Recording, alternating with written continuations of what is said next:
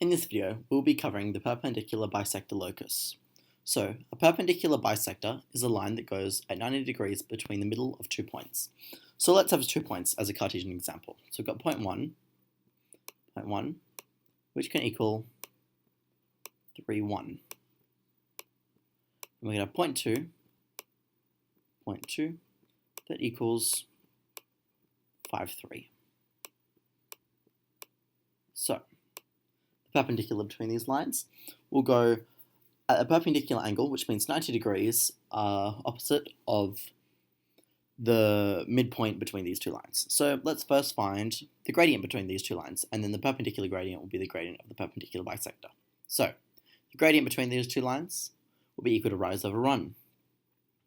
So we do y2 take y1, which is equal to 3 take 1, so 2, over x2 take x1, 5 take 3, which is also equal to 2. So the gradient between these two lines is equal to 1. So that's our gradient. So now to find the perpendicular gradient, we'll need to use this value here to get the perpendicular gradient. And to do that, we use a negative reciprocal. So we have negative 1 over 1. So our perpendicular gradient is negative 1.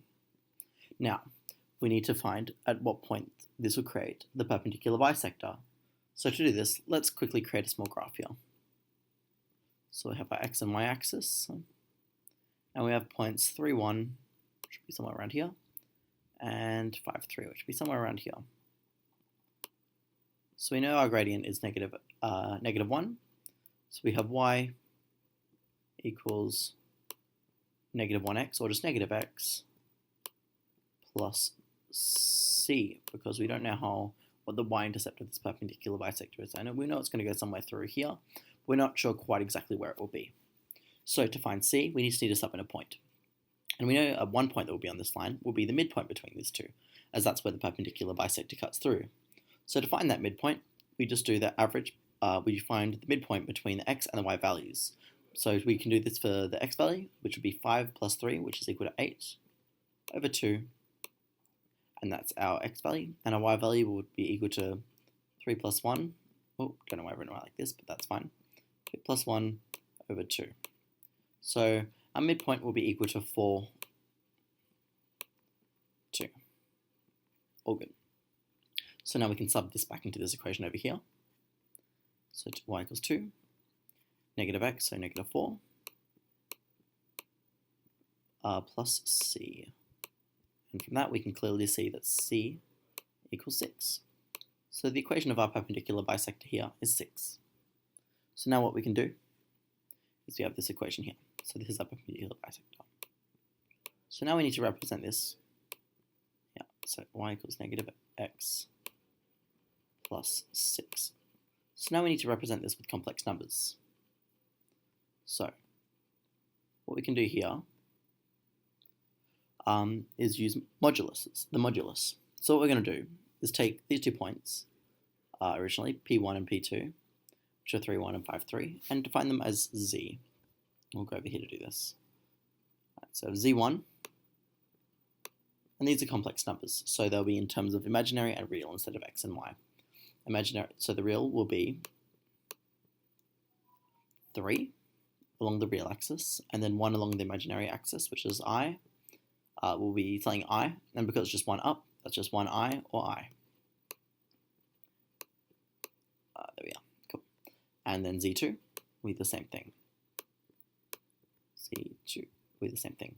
So we have 5 along the real axis, and then we have 3 along the imaginary axis in the positive direction. So plus 3I. So now we can use these two to graph them on an imaginary axis. The eigenplane is what it's called, the eigenplane. So we'll draw this out. So we'll draw an eigenplane. And our axes are imaginary up here and real here. Let's draw that out a bit longer. And obviously these are going on infinitely, so we'll add in these arrows here. All good. So what we can do, 3i will be somewhere around here. We'll put that as 3. And that is 1.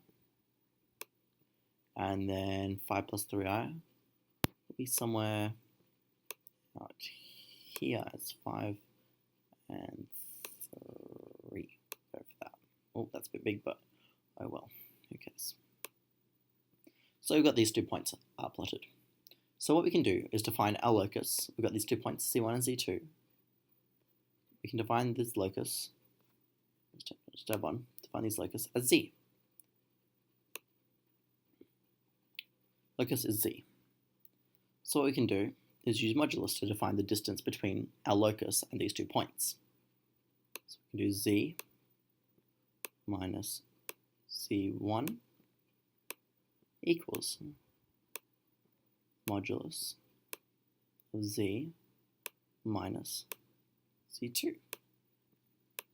So what this actually means here is that the distance between our locus and point Z1, which is down here, is the distance exactly between our locus and Z2. So that means our locus will be somewhere around here, so that these 2 distances are equal. And it would also mean that our locus could be here, because this distance is equal to this distance. It also means our locus could be up here. This distance is equal to this distance. But how would we actually go about graphing this if we didn't know what the values already were of our points and had done it before? So to graph this, we could convert it to Cartesian.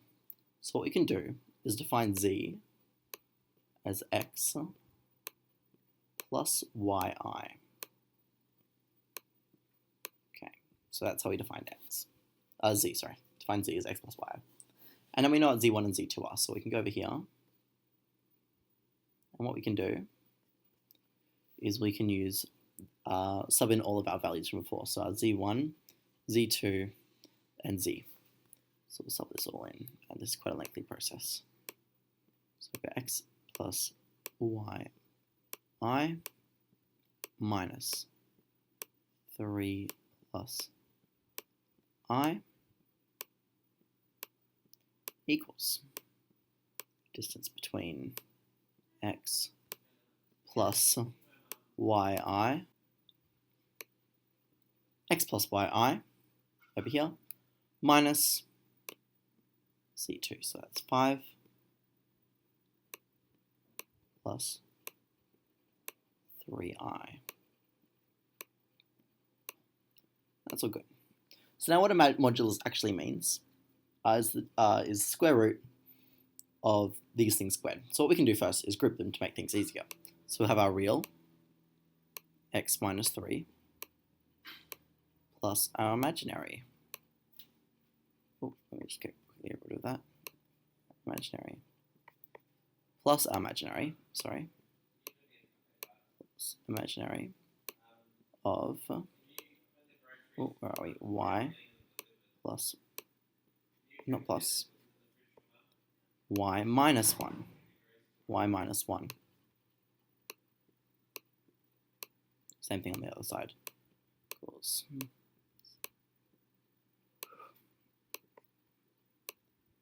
x minus 5. Oh my goodness. X minus 5 plus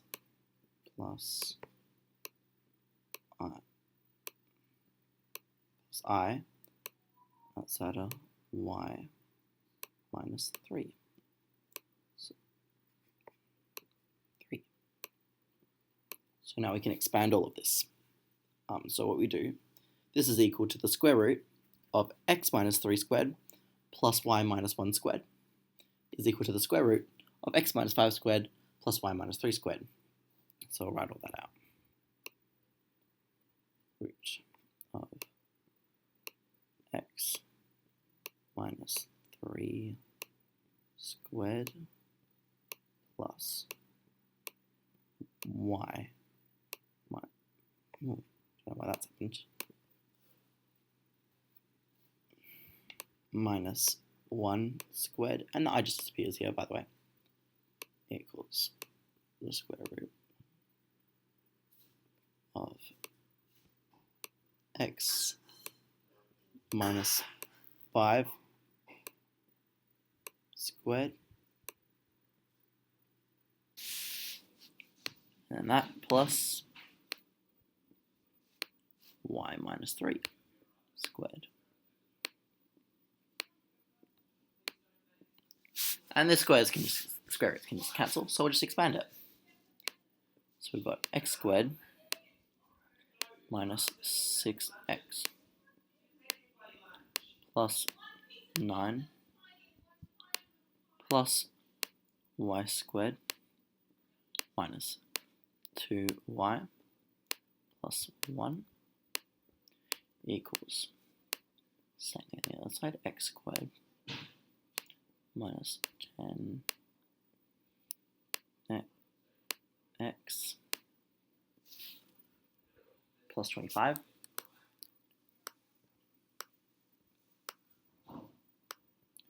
plus y squared minus 6y